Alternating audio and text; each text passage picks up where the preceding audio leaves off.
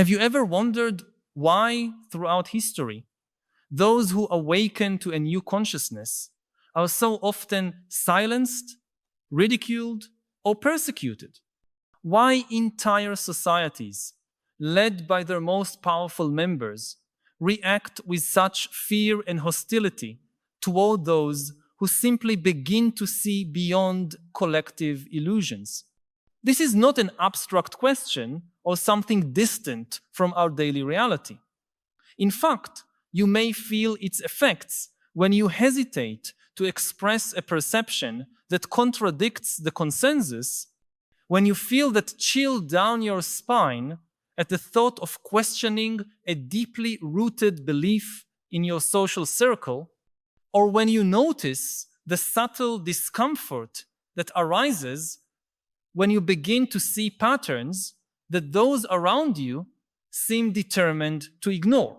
There is something profoundly disturbing to power structures when an individual awakens to a new form of consciousness, and understanding this phenomenon can help us navigate the complex challenges of our time with greater wisdom.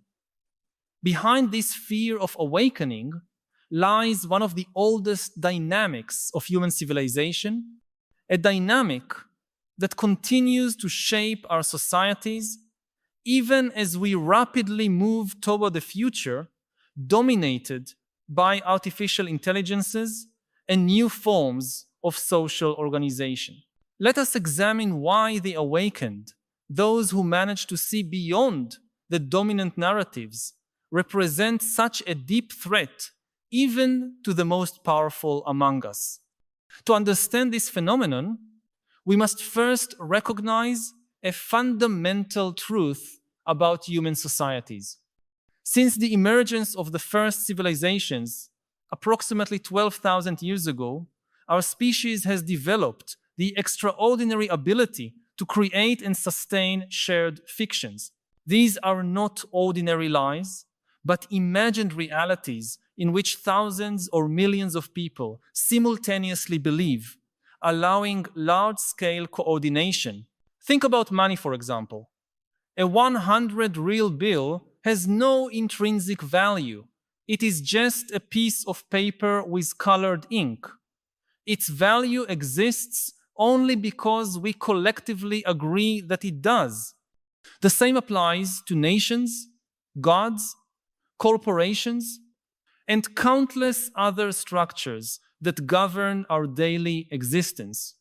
They are all useful fictions, shared stories that enable us to cooperate in unprecedented numbers within the animal kingdom. But these shared fictions are not distributed equally, nor are they neutral in their effects.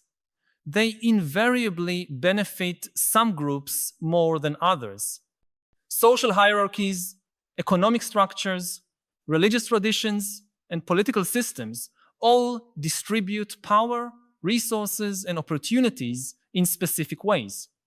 And those at the top of these hierarchies have an extraordinary interest in keeping these fictions intact. In ancient Rome, the fiction of the emperor's divinity served not merely as a religious curiosity, but as the legitimizing foundation of the entire imperial system. If this fiction were widely questioned, the whole social edifice could collapse. In the medieval world, the idea of divine order with monarchs chosen by God justified enormous inequalities and suffering. And today, our modern fictions about meritocracy, infinite economic growth, or the inevitability of technological progress serve similar functions, though in less obvious ways.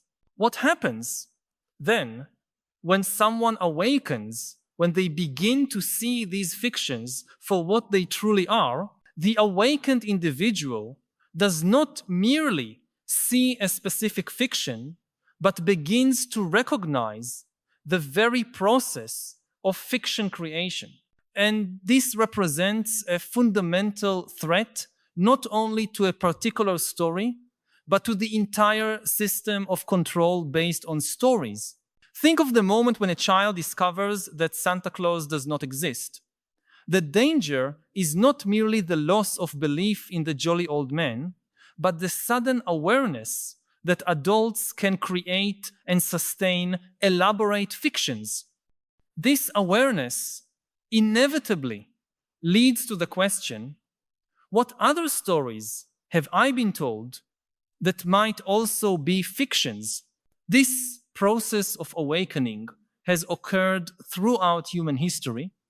We can see clear examples in figures such as Socrates in ancient Greece, whose insistence on questioning the fundamental premises of Athenian society eventually led to his condemnation to death.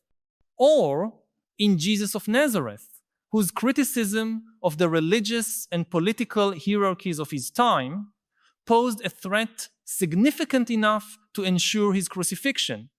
Or in Galileo, whose astronomical observations threatened not only a specific model of the cosmos, but the entire authority of the church to determine truth. In each case, it was not merely the specific content of the ideas that provoked such strong reactions, but the dangerous precedent these figures set by demonstrating that dominant fictions could be questioned. Awakening is contagious. When one person begins to see beyond accepted stories, others may follow. And when that happens, the power of shared fictions to organize human behavior on a large scale begins to dissipate. It is important to understand that the powerful fear, the awakened, not necessarily out of conscious malice, but out of an instinctive understanding that their position in the social hierarchy depends on maintaining certain fictions, the very social fabric that sustains their privileged positions is at stake, even when they themselves suspect the fictitious nature of the stories they promote. They recognize that these fictions are necessary for the continuity of social order as we know it. This phenomenon manifests in fascinating ways in our modern era. Consider how contemporary societies react to individuals who challenge fundamental fictions of our time. Edward Snowden, for example, by revealing the extent of government surveillance, challenged the fiction that we live in societies that fundamentally respect individual privacy. His revelation was not just a specific set of facts about espionage programs, but a rupture in the broader narrative about the relationship between citizens and modern states. The treatment he received, forced into exile and labeled a traitor, illustrates the power of institutional reactions against those who awaken. Or consider how we collectively react to warnings about the climate crisis. For decades, scientists and activists who pointed out the fundamental unsustainability of our economic model based on infinite growth on a finite planet were marginalized, ridiculed, or ignored. This did not occur because their evidence was weak, but because their conclusions threatened a foundational fiction of our modern civilization. The idea that constant economic growth is not only possible, but necessary and beneficial. Fully accepting the reality of the climate crisis would require abandoning this founding fiction, something few powerful institutions are prepared to do. But perhaps the most relevant example for our current era is the awakening related to digital technology and the attention economy. In recent years, we have seen a growing number of people awakening to the reality of how technological platforms manipulate our attention and behavior. Former executives from major tech companies have become whistleblowers, revealing how these platforms are designed to maximize engagement by exploiting psychological vulnerabilities. This awakening represents a significant threat not only to specific business models, but to an entire economic order based on capturing and monetizing human attention. The reaction to this awakening has been revealing. Those who question our growing dependence on digital technologies are often labeled as Luddites, technophobes, or simply out of touch with the inevitability of progress. This ridicule serves an important purpose, discrediting the very process of awakening by marking it as regressive or irrational. To fully understand why the awakened frighten the powerful, we must also consider the nature of power hierarchies themselves. Human power structures are not maintained primarily through brute force, though it is always available as a last resort. Instead, they are maintained through what the philosopher Antonio Gramsci called hegemony, the dominance of certain ideas and perspectives that make existing structures appear natural, inevitable, or just. When people internalize these ideas, they consent to their own subordination without the need for direct coercion. True power is that which is not even recognized as power, but simply as the way things are. The awakened threaten this fundamental arrangement by making visible what was hidden. By explicitly naming power structures and questioning their inevitability or legitimacy, they undermine the perceived naturalness of the existing order. They transform what was seen as natural into something political, something that can be questioned and potentially changed. This is one of the most deeply unsettling transformations that can occur in any society. Consider how, for a long time, the subordination of women in patriarchal societies was seen simply as a reflection of natural order. When the first feminist movements began to question this assumption, naming patriarchy as a system of power rather than a natural arrangement, the reaction was intense and often violent. The same pattern repeated with movements against slavery, colonialism, institutionalized racism, and many other forms of domination that once seemed simply part of the natural order of things. In each case, the crucial first step was the awakening that allowed people to see these systems not as inevitable or natural, but as social constructs that could be challenged and transformed. What makes this process particularly threatening to the powerful is that once it begins, it is extraordinarily difficult to reverse. As Plato's famous essay, The Allegory of the Cave, vividly illustrates, once someone has seen the light outside the cave, it is almost impossible to fully return to accepting the shadows on the wall as reality. Awakening creates a permanent rupture in consciousness that resists attempts at closure. This is why authoritarian regimes often resort to extreme measures against those who challenge dominant fictions. It is not merely the specific dissent they fear, but the contagious example the dissenter offers. On a very deep level, the powerful intuit an uncomfortable truth. Human systems of power are fundamentally fragile because they depend on consent, and this consent can be quickly withdrawn when the fictions that sustain it are exposed as such. This dynamic becomes even more complex and fascinating when we consider the information age in which we now live. On one hand, new technologies offer unprecedented possibilities for collective awakening, the internet allows subversive ideas and alternative perspectives to circulate much more freely than at any other time in history. Ordinary people have access to immense amounts of information and can connect with others who share their doubts about dominant narratives.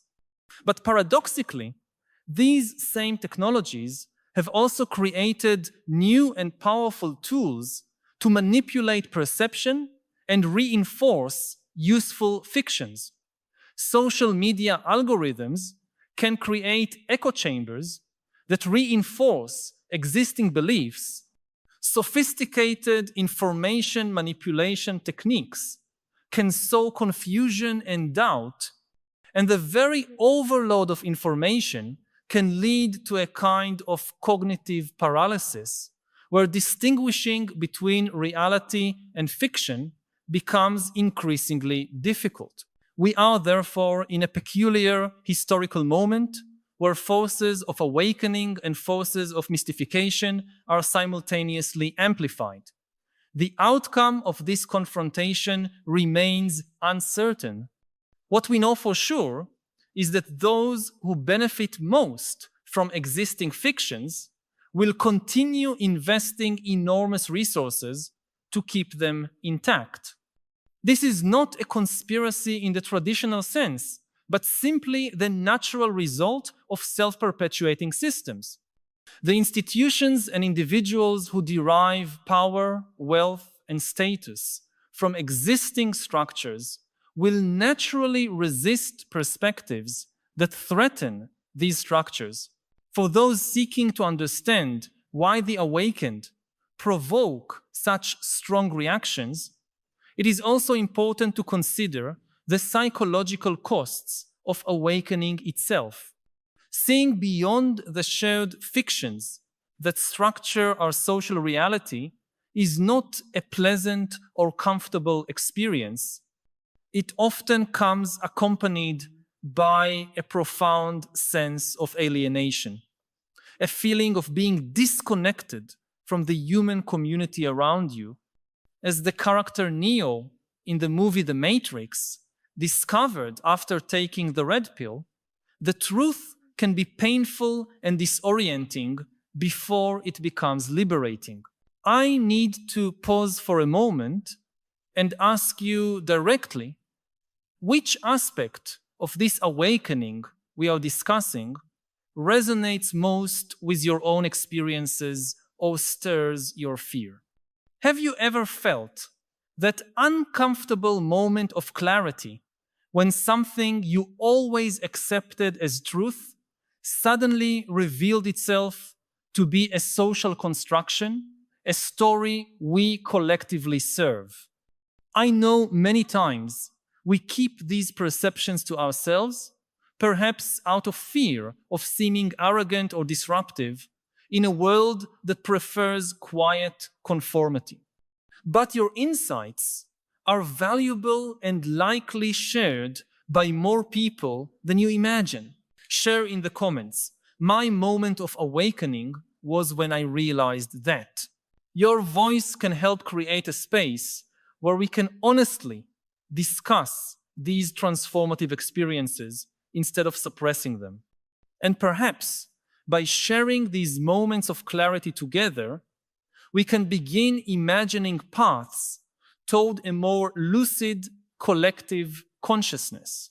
This psychological cost of awakening explains in part why so many people actively resist information or ideas that could challenge their comfortable fictions. It is not only that elites impose these fictions from above, it is also that many ordinary people have a deep psychological investment in maintaining them. Recognizing the constructed nature of our social realities also means accepting a level of responsibility that can be overwhelming. It is much more comfortable to believe that the structures around us are natural, inevitable, or divinely ordained then to accept that they are human creations we could collectively choose to transform. This creates a paradoxical situation in which the awakened are often seen as threats not only by the powerful, but also by many ordinary people whose sense of security and meaning is intertwined with dominant fictions. The German philosopher Arthur Schopenhauer captured this phenomenon when he observed, all truth passes through three stages. First, it is ridiculed. Second, it is violently rejected. Third, it is accepted as self-evident. This pattern repeats consistently throughout human history, as ideas once considered dangerously subversive gradually become common sense. Consider how, in many contemporary societies, the idea of fundamental equality between different ethnic groups or between men and women is now widely accepted as obvious, despite having been considered radically subversive not long ago. This process of social transformation through progressive awakening is not smooth or linear. It is marked by setbacks, resistance, and sometimes open violence. Systems of power rarely yield without a fight, and the more fundamental the fiction being challenged, the more intense the reaction against those who challenge it tends to be. But despite this resistance, the process of collective awakening continues, driven by the fundamental human capacity to recognize inconsistencies and seek deeper truths. History shows us that although the awakened may initially be feared and persecuted, their perceptions often become the new foundation upon which future societies are built. The heretics of one era become the prophets of the next. There is, however, an important complication in this narrative we must consider. Awakening is not a simple binary phenomenon where some individuals see the truth while others remain trapped in illusion. Instead, it is a complex and multifaceted process where people may awaken to some realities while remaining trapped in other fictions. In fact, one of the most common pitfalls on the path of awakening is substituting one fiction for another, potentially even more limiting. For example, someone might awaken to the manipulations of a specific political ideology only to dogmatically embrace its opposite. Or someone may see through the illusions of modern consumerist materialism only to uncritically adopt some alternative belief system that promises certainty and belonging. True awakening involves not only abandoning specific fictions, but developing a more sophisticated relationship with all narratives and mental constructions. It involves recognizing that as human beings, we cannot completely escape the need for stories to make sense of the world, but we can become more aware and intentional about which stories we choose to inhabit. The wisest among the awakened throughout history are not those who simply rejected all social fictions, but those who learned to navigate among multiple perspectives, recognizing both the usefulness and the limitations of our shared constructions of reality.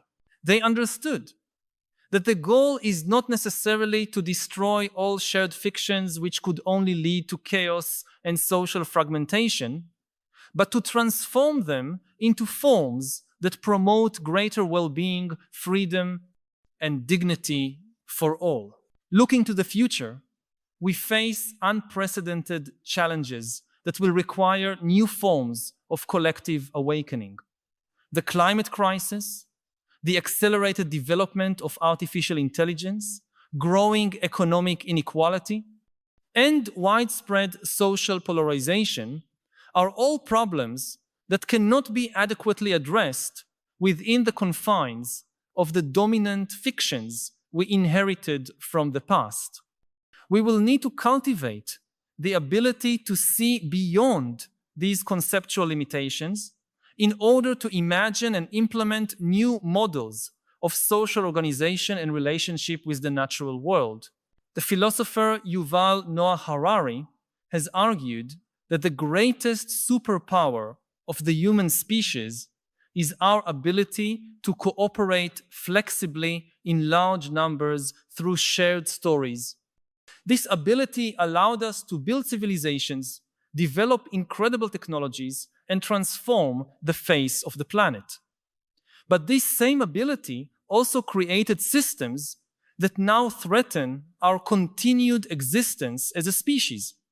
Our challenge, therefore, is not to abandon our capacity to create and share fictions entirely, but to direct it consciously toward ends that promote our collective survival and flourishing. The awakened of the future will not only be those who can see through existing illusions, but also those who can help create new shared stories that allow us to navigate the complex challenges we face. They will frighten the powerful not only because they challenge the status quo, but because they offer viable alternative visions that can inspire transformative collective action.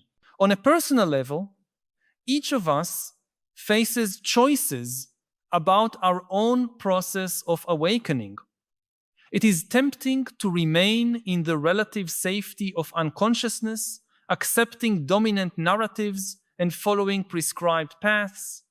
It is equally tempting to adopt a posture of cynical superiority, seeing through all social fictions while withdrawing from any constructive engagement with the collective challenges we face.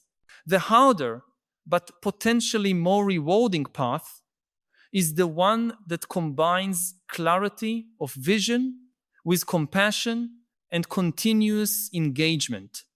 It is the path that recognizes the limitations and contradictions of our existing social structures while patiently working to transform them from within.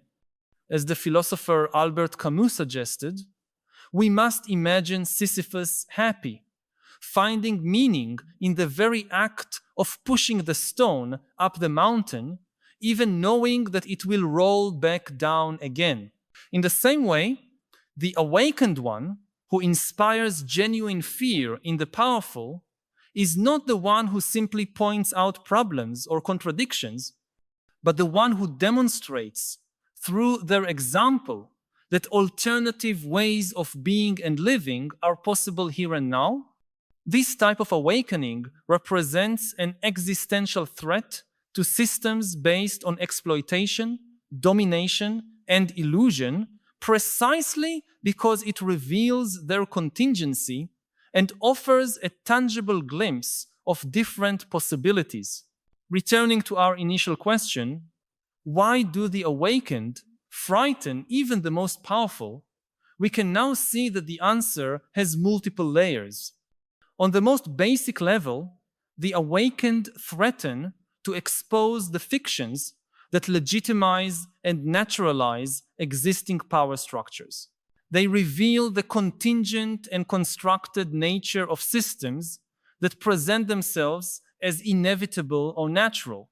On a deeper level, the awakened demonstrate the possibility of cognitive and moral autonomy in a world that increasingly depends on conformity and predictability for its smooth functioning.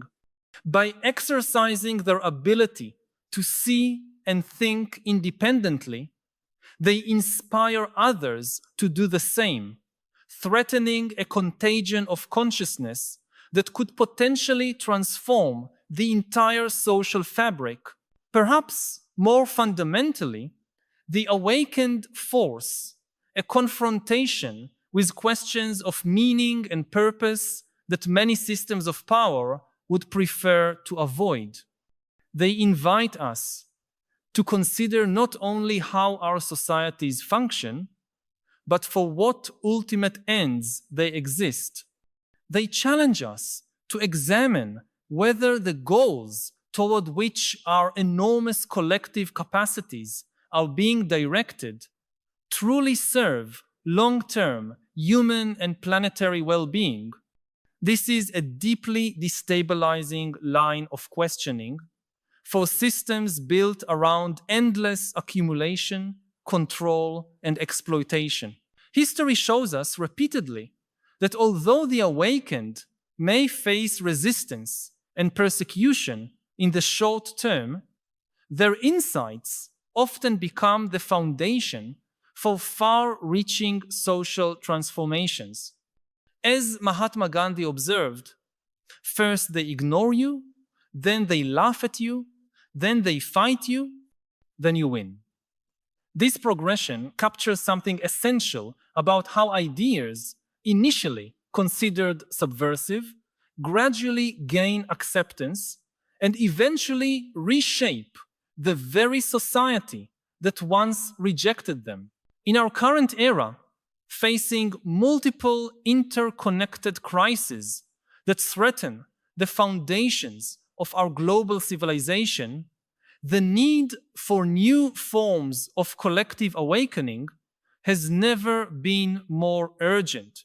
We need individuals who can see beyond the limitations of the dominant narratives that have brought us to this precarious point, who can imagine and articulate new paths forward that honor our fundamental interdependence with each other and with Earth's living systems.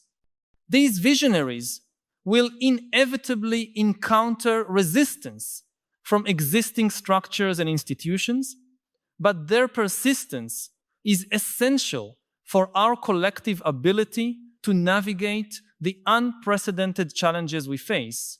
If these reflections touched on something you have been feeling, but perhaps had not found the words to express, know that you are not alone. By subscribing to the channel, you will connect with a growing community of people who share your concerns and your desire for a deeper understanding of the philosophical challenges of our time. Each week, we meet here to explore together the great questions that define our era and to seek not only understanding, but also wiser ways of living amid the transformations we are witnessing. This is not just a channel, but a space for dialogue and collective growth. Join us in this ongoing journey. Subscribe so that we can continue this essential conversation about how to live with more wisdom and purpose in a world that often leaves us disoriented and divided. For those who choose the path of awakening, there are both challenges and extraordinary opportunities.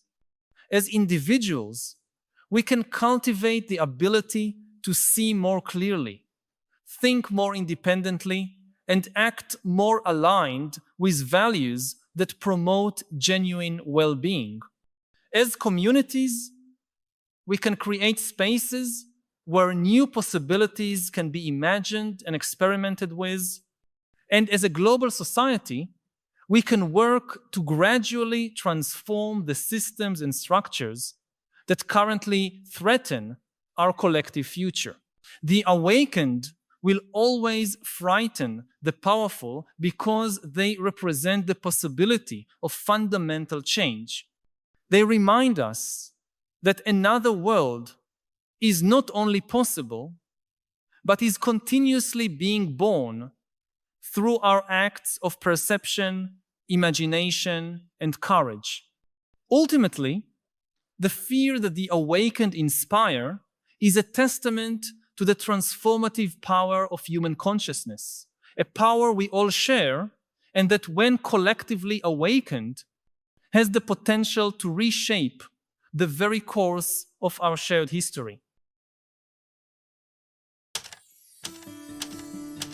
Most information in the world is junk. In just a word or two, explain why modern AI might destroy democracy. The key issue is that democracy is based on trust, whereas dictatorship is based on terror. This extremely cynical view of humans is not true. What you've done in your recent book, Nexus. The book is about the history of information. You offer a different lens for information. Information isn't truth. It's not a question of helpful or dangerous. It's the magnitude of the change. We need more boring politicians, for instance. For sure. Suffering is the rejection of reality. One of the last stories that still connects everybody is the story of money. This whole problem becomes much greater with AI. AIs can make decisions. They are not just tools in our hands, they are agents, creating new realities.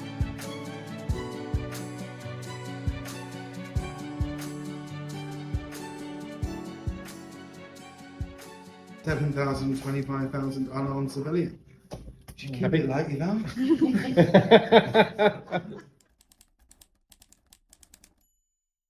If humans are so wise, why are we doing so many self-destructive things? Why are we on the verge of committing ecological and technological suicide? Hi, my name is Yuval Harari. You may know some of my books, which include Sapiens and Homo Deus. I want to tell you a bit about my new book, Nexus, a brief history of information networks from the Stone Age to AI. In the 21st century, AI may form the nexus for such a powerful network of delusions that it could prevent future generations from even attempting to expose its lies and fictions. As an essential background for understanding the threat and the promises of AI, Nexus explores the long-term history of information networks. It examines the Roman Empire, the Catholic Church, the Soviet Union, and many other past networks in order to highlight what is really new about AI. I hope you enjoy deep diving into all this and more within the pages of Nexus.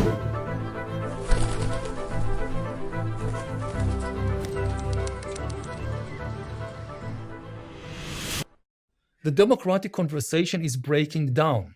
And every country has its own explanation. Like you talk to Americans, what's happening there between Democrats and Republicans? Why can't they agree on even the most basic facts? And they give you all these explanations about the unique conditions of American history and society. But you see the same thing in Brazil. You see the same thing in France, in the Philippines. So it can't be the unique conditions of this or that country. It's the underlying technological revolution.